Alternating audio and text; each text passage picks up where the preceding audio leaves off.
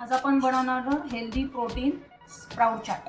मी याच्यामध्ये थोडी हळद आणि मीठ टाकून अर्धवट बॉईल करून घेतलेला आहे। थोडं 2 मिनिटं वाफ काढून घेतलेला आहे। हे आहे मोड आलेले मूग आहेत, त्याला हळद आणि मीठ टाकून बॉईल करून घेतले। त्याच्यासाठी लागणारे काळं मीठ, शेंगदाणे भाजलेले, दही, टोमॅटो, काकडी, मिरची, हिरवी मिरची, कोथिंबीर, लिंबू आणि कांदा।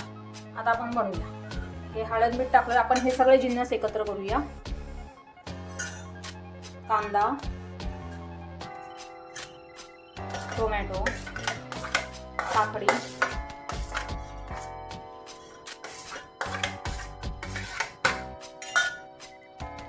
हिरवी मिरची आणि कोथिंबीर।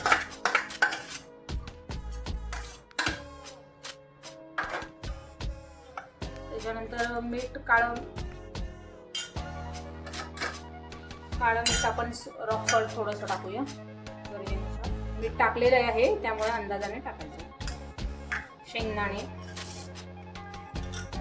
थोडंसं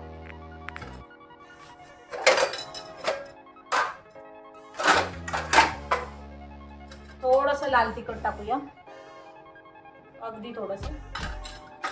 आणि आता टाकणार आहोत दही। दही कोणाला किती गरज आहे त्या हिशोबाने हे चांगलं एकजीव करून घेऊया।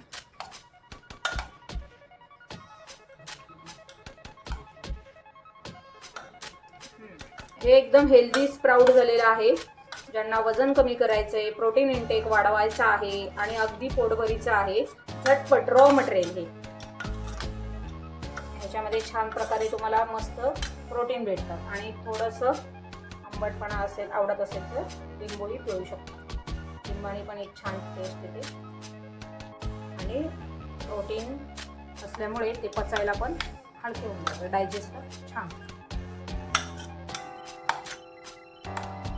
डायजेस्ट सिस्टमसाठी छान आहे। जर तुम्हाला हवं असेल तर दही अजूनही टाकू शकता आवडण्यानुसार। अजून दही टाकली आणि थोडीशी कोथिंबीर।